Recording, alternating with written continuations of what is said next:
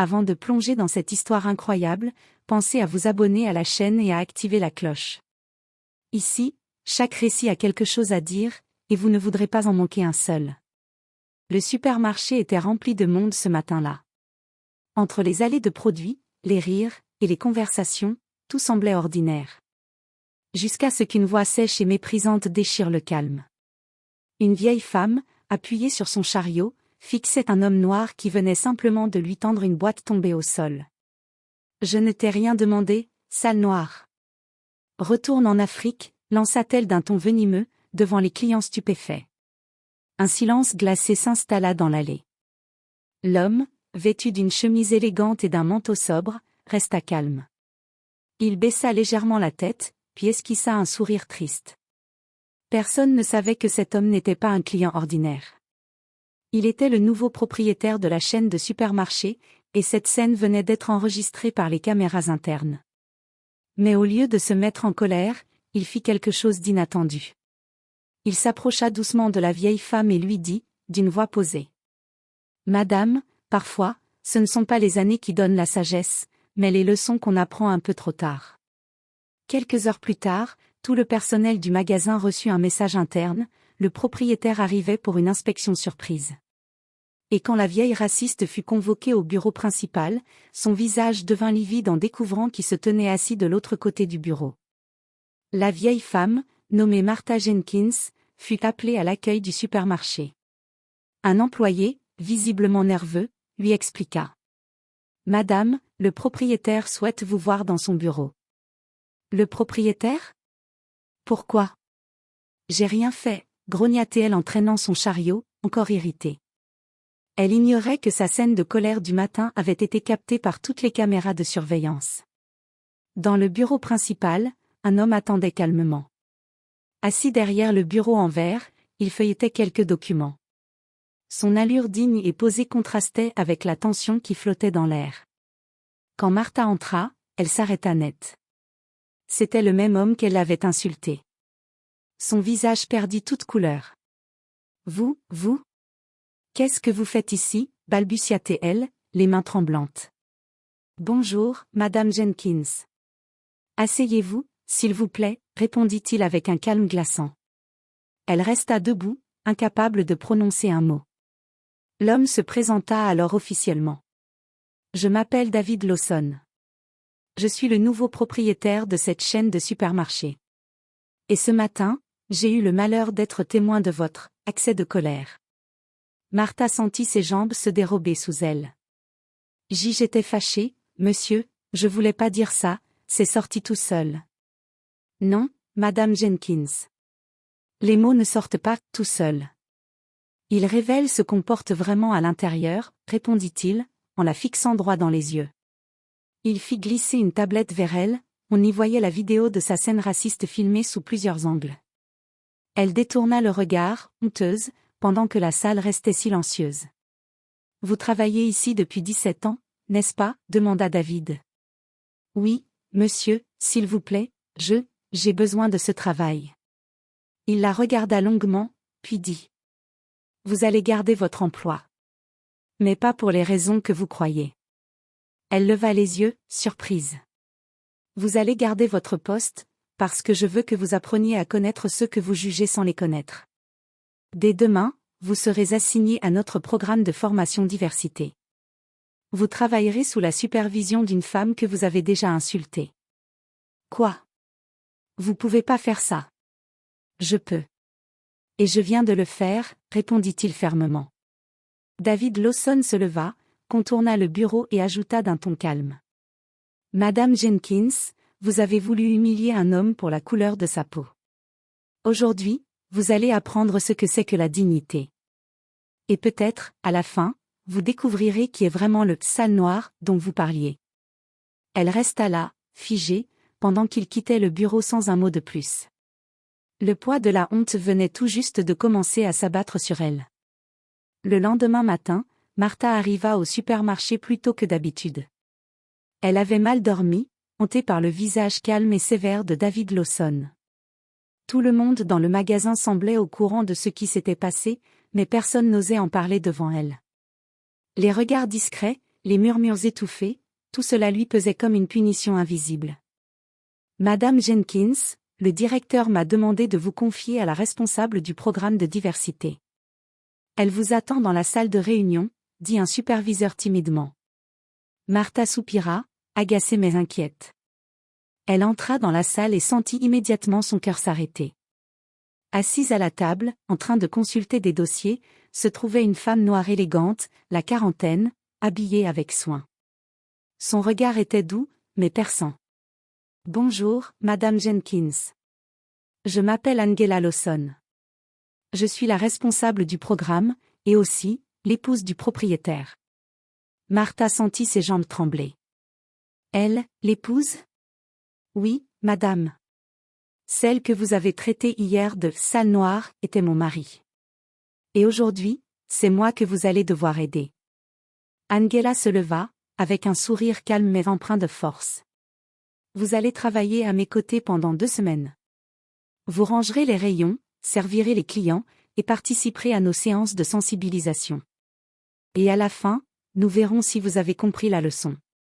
Martha voulut protester, mais la honte lui coupa la voix. Tout au long de la journée, elle dut obéir aux instructions d'Angela, nettoyer les étagères, ramasser les produits, et sourire aux clients. Beaucoup d'entre eux étaient noirs, latinos ou asiatiques. Chaque interaction était une épreuve. À plusieurs reprises, elle sentit les larmes monter. Angela, de son côté, restait calme, bienveillante, mais ferme. À la pause de midi, Martha finit par craquer. Assise seule dans le coin du réfectoire, elle murmura. « J'ai été horrible. » Angela s'assit en face d'elle, posant doucement une main sur la table. « Vous savez, Martha, le racisme ne disparaît pas avec des excuses. Il disparaît avec la compréhension. Ce que vous avez dit hier, c'est une blessure qu'on nous répète depuis des siècles.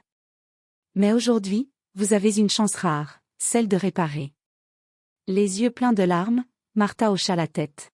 « Je veux apprendre. Je veux changer. » « Alors, commençons par là, » répondit Angela avec un léger sourire. Ce jour-là, pour la première fois, Martha ne vit plus une couleur, mais une femme. Et au fond de son cœur, une fissure s'était ouverte, celle par où la lumière de la conscience allait enfin passer. 2 semaines s'étaient écoulées. Martha avait changé, lentement mais profondément. Chaque jour passé aux côtés d'Angela Lawson l'avait forcée à se regarder en face, à comprendre la souffrance que ses paroles avaient causée, et à découvrir la dignité de ce qu'elle méprisait sans raison. Elle ne voyait plus les clients comme eux, et nous. Elle les voyait simplement comme des personnes. Des mères pressées, des enfants rieurs, des hommes fatigués, des vies ordinaires, toutes semblables à la sienne. Mais ce matin-là, une scène inattendue allait prouver à tout le monde et à elle-même que Martha Jenkins n'était plus la même femme. Une cliente noire, jeune mère avec 2 enfants, attendait à la caisse. Derrière elle, un homme d'une 60aine d'années marmonnait bruyamment. PFFF, encore une de ces femmes qui vivent de l'assistance. Elles achètent tout avec nos impôts. Plusieurs clients détournèrent le regard. Mais cette fois, Martha n'hésita pas. Elle laissa tomber le panier qu'elle tenait et s'approcha du vieil homme. « Monsieur, je vous demande de vous taire immédiatement, » dit-elle d'un ton ferme. « Pardon ? De quoi vous vous mêlez » répliqua-t-il, moqueur. « Je me mêle de la décence. Vous ne connaissez pas cette femme, et vous n'avez aucun droit de la juger. Si vous n'êtes pas capable de respecter les autres, vous pouvez quitter ce magasin. » Le silence tomba. La jeune mère, émue, baissa la tête en essuyant discrètement une larme. Angela, qui observait la scène à distance, sentit un sourire de fierté naître sur son visage. L'homme bougonna quelque chose et quitta la file, humilié par les regards désapprobateurs autour de lui. Martha se tourna alors vers la cliente. « Je suis vraiment désolée, madame, pour ce qu'il vient de dire, et pour tout ce que j'ai pu dire autrefois. » La femme hocha la tête, touchée. « Merci. C'est rare qu'on prenne notre défense. » Un peu plus tard, dans le bureau du propriétaire, David Lawson regardait la scène enregistrée par les caméras, le même sourire calme aux lèvres. Angela entra, croisant son regard complice. « Tu vois, David ? Parfois, la honte peut devenir le début de la guérison. » « Oui. Et parfois, le pardon est la plus grande des victoires, répondit-il en observant Martha à l'écran, aidant une cliente âgée avec bienveillance. Ce jour-là, la femme qui criait « Retourne en Afrique » était devenue celle qui défendait ce qu'elle méprisait. Et dans ce même supermarché où tout avait commencé, une leçon d'humanité venait de s'écrire, silencieusement, mais pour toujours. Quelques semaines plus tard, le supermarché brillait sous les lumières de Noël. Les rayons étaient décorés de guirlandes dorées, et les clients souriaient entre deux paquets cadeaux. Martha, vêtue de son uniforme rouge, rangeait les étagères de jouets avec un calme qu'elle n'avait jamais connu auparavant. Elle n'était plus la même femme. Ses collègues l'avaient remarqué. Son ton, son regard, sa façon d'aider les clients, tout avait changé. Et pourtant, elle restait hantée par une seule question, le couple Lawson lui avait-il vraiment pardonné? Alors qu'elle terminait son service, la voix du micro annonça. Madame Jenkins est priée de se présenter à l'accueil. Un peu inquiète, elle s'y rendit. Et lorsqu'elle arriva, elle les vit. David et Angela Lawson se tenaient là, souriant, un petit panier à la main. Bonjour, Martha, dit Angela avec douceur. Monsieur? Madame Lawson? Répondit-elle timidement. Elle baissa les yeux, honteuse malgré tout ce qu'elle avait fait pour se racheter. David s'approcha et sortit du panier une petite boîte. C'est pour vous. Un simple geste, pour vous dire que nous avons vu vos efforts. Martha prit la boîte, les mains tremblantes. À l'intérieur, une carte écrite à la main disait. Le véritable changement ne se prouve pas par des mots, mais par des actes. Et vous avez prouvé que le cœur peut se reconstruire. Signé, David et Angela Lawson. Les larmes montèrent aussitôt. Je ne mérite pas tout ça, après ce que j'ai dit, ce que j'ai fait. Murmura-t-elle. Angela lui prit la main. Le pardon ne se mérite pas, Martha. Il se reçoit quand le cœur est prêt à l'accueillir. David ajouta avec un sourire apaisé. Vous avez eu le courage de changer. C'est bien plus rare qu'on ne le croit. Martha éclata en sanglots silencieux. À ce moment précis, tout le poids de sa honte s'envola. Elle savait qu'elle ne pourrait jamais effacer ses erreurs, mais qu'elle avait trouvé quelque chose de plus précieux, la rédemption. En quittant le magasin, Angela se tourna vers son mari. Tu crois qu'elle ira bien maintenant? Oui, je le crois. Parce que parfois, il suffit d'un acte d'amour pour transformer toute une vie. Et pendant qu'il s'éloignait, Martha resta là, serrant la carte sur son cœur, les larmes aux yeux mais le sourire aux lèvres. Pour la première fois depuis longtemps, elle se sentit libre.